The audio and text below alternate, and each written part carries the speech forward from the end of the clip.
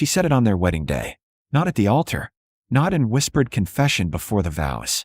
She said it in the church vestibule, 15 minutes before the ceremony was supposed to begin, with her hand gripping the doorframe so hard her knuckles went white. "Don't marry me, Daniel. I'm infertile." The words came out like breaking glass. Daniel Cross stood 3 feet away in his Sunday suit, his hat in his hands, his expression unreadable. Behind him, the sanctuary buzzed with quiet conversation. 30 guests waiting. The Reverend checking his pocket watch. Some light streaming through the windows onto empty pews. And Catherine Walsh, 28 years old, stood trembling in her mother's wedding dress, trying not to shatter completely. Let me rewind. 3 months earlier, Catherine had stepped off the train in Ridgefield, Montana, carrying one trunk and a heart still raw from loss. She had come west after burying her younger sister, the only family she had left. Scarlet fever had taken Emma in less than a week. Catherine had held her hand until the end. The house back in Ohio had been sold to pay debts. There was nothing left to return to. So she had answered an advertisement. Ridgefield, Montana. Seeking housekeeper for widowed rancher. Room and board provided. Honest work for honest pay. She had not come looking for love. She had come looking for survival. Daniel Cross met her at the station. Tall, quiet, broad-shouldered in a way that spoke of years working hard land. His face was weathered, his hands calloused, but his eyes were kind. He carried her trunk without asking and led her to a wagon that had seen better years. "Thank you for coming all this way," he said as they rode toward his ranch. His voice was low, steady. "I know it's not easy leaving everything behind." Catherine looked out at the wide Montana sky. There was nothing left to leave. He did not press her. The ranch sat in a valley ringed by pine-covered hills. The house was simple but well kept. A stone chimney, a wide porch, a barn in good repair. Chickens scratched in the yard. A black dog trotted over to greet them.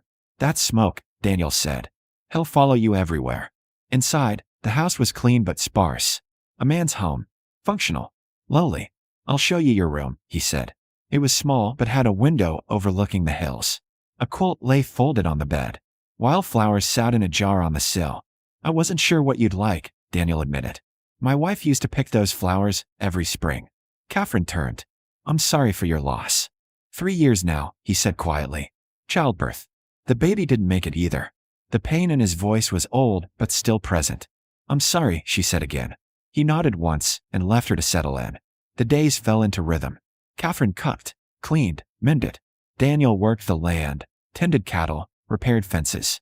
They spoke little at first, but the silence between them was not unkind. Evenings, they sat on the porch. He whittled small wooden animals. She sewed by lamplight. Smoke rested between them. One night, a month after her arrival, Daniel set down his knife. "You're a good worker," he said. "But you're not happy." Catherine's hand stilled. "I'm grateful for the work." "That's not what I asked." She looked out at the darkening hills. "I don't know if I remember how to be happy." "I understand that," he said quietly. Another week passed. Then one evening, as they cleared supper, Daniel spoke again. "I've been thinking," he said carefully. "This arrangement we have, it works. But it's not complete." Catherine set down the dish she was drying. "I'm not a man for fancy words," he continued. "But I think we suit each other. I think we could build something good here. Together." Her heart began to pound. "I'm asking if you'd consider marrying me," he said. "Not out of obligation. Not out of loneliness. But because I believe we could make a life worth living." Catherine stared at him. She had not expected this. Had not let herself hope for it. "You don't have to answer now," Daniel added. "Quickly. Take your time." But she did not need time. "Yes," she whispered. His face softened with relief. They were married 3 weeks later. The town came. The Reverend prepared. Catherine wore her mother's dress, carefully preserved. And then, 15 minutes before the ceremony, the doctor's words from 2 years ago came roaring back. "Scarring from infection. You'll never carry a child." She had buried that truth with her sister. But now, standing in a church vestibule about to marry a man who had lost his only child, the weight of it crushed her. She could not do this to him. "Don't marry me, Daniel," she said again, voice breaking. "I'm infertile. I can't give you children. You deserve someone who can." Daniel stepped closer. His face was calm. "Catherine," he said gently, "look at me." She forced herself to meet his eyes. "I didn't ask you to marry me because I needed sons," he said. I asked because I needed you. Tears spilled down her cheeks. If God blesses us with children someday, we'll be grateful, he continued. If he doesn't, we'll still have each other. That's enough for me. She shook her head, crying harder. But, is it enough for you? He asked quietly. The question hung in the air, and Catherine realized something she had not let herself believe. It was. The ceremony was simple and true. Catherine walked down the aisle on unsteady legs, her face still damp with tears, but her hand steady when Daniel took it. The Reverend spoke about covenant and faithfulness. The guests watched with quiet approval. When Daniel kissed her, it was gentle and sure. Afterward, the town gathered at the ranch for supper. Tables were laid out in the yard. Women brought pies and biscuits. Men slapped Daniel on the back and welcomed Catherine warmly. Mrs. Halloran, the postmaster's wife, pulled Catherine aside near the well. I'm glad Daniel found you, she said. He's been alone too long. Catherine managed a smile. And don't you worry about the rest, Mrs. Halloran added quietly. A marriage is what you make it, not what others expect of it. The words were kind, but Catherine wondered if the older woman understood the weight she carried. That night, alone in the house that was now theirs, Daniel built a fire while Catherine changed into her nightgown. When she emerged, he was sitting by the hearth, staring into the flames. You all right? She asked softly. He looked up. I should be asking you that. She sat beside him. For a long moment, neither spoke. I meant what I said today, Daniel finally murmured. I don't need children to be happy. I need a partner. Someone to walk through life with. Catherine leaned her head against his shoulder. I'm afraid I'll disappoint you. You won't. You don't know that. He turned to face her. Catherine, I lost my first wife and my son in one night. I know what real loss feels like. What we have now, this is not loss. It's grace. She closed her eyes, letting his words settle. I'm afraid too, he admitted. Afraid I won't be enough for you. Afraid this life is too hard, too lonely. She lifted her head. You are enough. He kissed her forehead. The weeks that followed were full and good. They worked side by side, falling into a rhythm that felt like music. Catherine learned to ride, to handle chickens, to read the sky for coming weather. Daniel taught her patiently, never condescending, always encouraging. In the evenings, they read aloud to each other. She favored novels. He preferred newspapers and almanacs. Smoke slept at their feet. One morning, 2 months into their marriage, Catherine was gathering eggs when she heard a child's cry. She froze. The sound came again, thin and frightened. She hurried toward the road and saw a small covered wagon stopped crookedly in the dirt. A woman sat slumped against the wheel, pale and barely conscious. A little girl, no more than 5, clung to her mother's skirt, sobbing. Ma'am, Catherine called, rushing forward. The woman's eyes fluttered open. Please help. Catherine knelt. The woman was burning with fever. I'll get my husband, Catherine said quickly. Stay here. She ran back to the barn where Daniel was working. There's a woman on the road, sick. She has a child. Daniel dropped his tools immediately. Together, they carried the woman into the house. The little girl followed, silent now but terrified. Daniel rode for the doctor while Catherine bathed the woman's face with cool water. The child stood in the corner, clutching a rag doll. What's your name, sweetheart? Catherine asked gently. Lily, the girl whispered. I'm Catherine. You're safe here. The doctor arrived within the hour. He examined the woman grimly. Pneumonia, he said. She's very weak. Will she survive?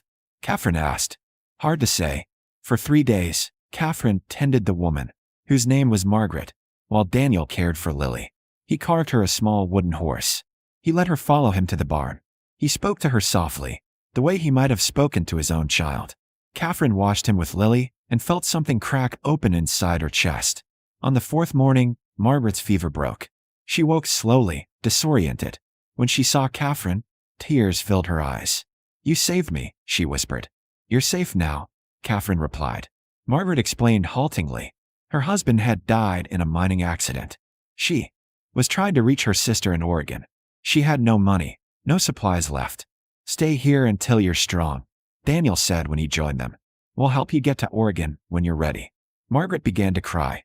Lily, standing beside Daniel, slipped her small hand into his. Catherine saw it, saw the way Daniel's face softened, saw the way he looked at the little girl like she had awakened something in him he thought was dead. That night, after Margaret and Lily were asleep, Catherine stood at the window, staring out at the dark hills. Daniel came up behind her. "You're good with her," Catherine said quietly. "She's a sweet child." Catherine's throat tightened. "You'd be a wonderful father." Daniel wrapped his arms around her from behind. "Catherine, I see it," she whispered. "I see what you're missing." "I'm not missing anything. You are." She turned in his arms, tears streaming. "And I can't give it to you." "Stop," he said firmly. "Stop carrying this like it's your fault." "But it is." "No." His voice was gentle but unyielding. "It's not fault. It's not failure. It's just life." She buried her face in his chest and wept. He held her tightly. "I chose you," he said. "Not the idea of children. You." 2 weeks later, Margaret was well enough to travel. Daniel arranged safe passage to Oregon and gave her money for the journey. Lily hugged Catherine fiercely at the wagon. "Thank you for saving my mama." Catherine knelt. "You take good care of her." Lily nodded solemnly. As the wagon rolled away, Daniel slipped his hand into Catherine's. She held on tight. Autumn arrived with cold winds and golden light. The harvest was good. The cattle were strong. Catherine and Daniel worked together with the quiet confidence of two people who had learned to trust each other completely. But something had shifted inside Catherine since Lily left. She had seen Daniel with a child, had seen the tenderness, the patience, the love. And no matter how many times he told her he was content, she could not stop thinking about what he had lost. One evening, as they sat by the fire, she finally spoke. "What if we took in a child?" Daniel looked up from his whittling. "There are orphans," Catherine continued. "Children who need homes. We could." "Catherine," he interrupted gently. "Is this what you want? Or what you think I want?" She hesitated. "Because if we do this," he said, "it has to be for both of us. Not out of guilt. Not to fix something you think is broken." She stared into the fire. "I don't know," she admitted. "I thought I did. But now I'm not sure."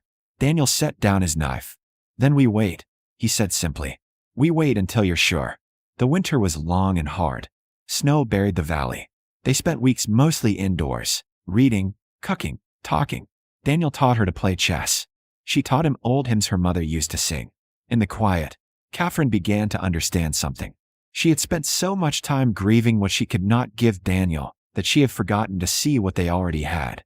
Partnership, laughter, safety, love. One night in February, as wind rattled the shutters, Daniel pulled her close. "I need to tell you something," he said. She looked up.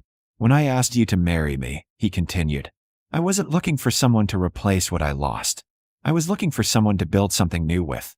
"I know," she whispered. "Do you?" His eyes searched hers. "Because sometimes I think you're still apologizing for being exactly who you are. The truth of it stung." "I don't need you to be different," Daniel said quietly. "I need you to be here. With me. Fully." Catherine felt something break open inside her. Not with pain, but with release. "I'm here," she whispered. He kissed her. Spring came. The snow melted. Wildflowers returned. And one morning, a letter arrived from Margaret in Oregon. Catherine read it aloud at breakfast. Margaret had reached her sister safely. She had found work. Lily was thriving. And, Catherine continued, her voice catching, she's expecting another child. She looked at Daniel. His face was soft with happiness. "That's wonderful," he said. Catherine folded the letter carefully. "She says she prays for us every night." "That's kind of her." They sat quietly for a moment. Then Catherine reached across the table and took his hand. "I've been thinking," she said, "about what you said. About building something new." Daniel waited. "I'd like to try," she said. "To take in a child. Not because I think I owe you, but because I think we have something good to offer." His eyes brightened. "You're sure?" "I'm sure." 3 months later, they traveled to Helena to meet with the Orphans' Aid Society. The woman in charge was stern but fair. "We have many children in need," she said. "But we place them carefully.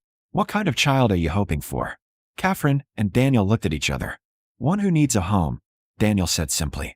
The woman studied them. Then she nodded. "Come with me." She led them to a room where several children sat quietly. Most were young.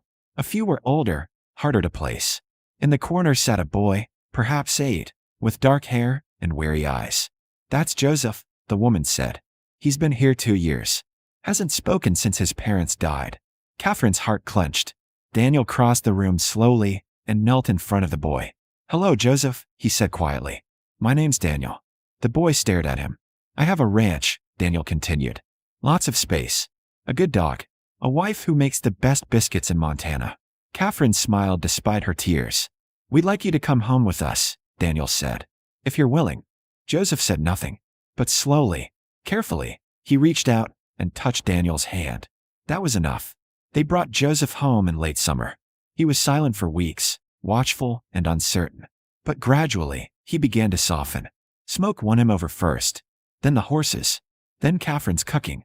One evening, as they sat on the porch, Joseph spoke for the first time. Thank you, he said quietly. Catherine's hand flew to her mouth. Daniel smiled. You're welcome, son. By the time autumn returned, Joseph was laughing, running, helping with chores, calling them Ma and Pa. One night, after Joseph was asleep, Catherine stood at the window looking out at the hill she had come to love. Daniel joined her. Do you ever regret it? She asked softly. Marrying me? He turned her to face him. Never, he said. Not once. Even though. Especially because, he interrupted gently. Catherine, you gave me something I didn't know I needed. A partner. A friend. A life worth waking up for. Tears filled her eyes. And now we have Joseph, he continued. Not because you failed at something, but because we chose love. She leaned into him, and he held her close. Outside, the Montana sky stretched wide and endless, full of stars and promise. Inside, a family, built not from blood, but from choice, rested safe and whole. And Catherine Walsh Cross, who had once believed herself broken, finally understood the truth. She had always been enough.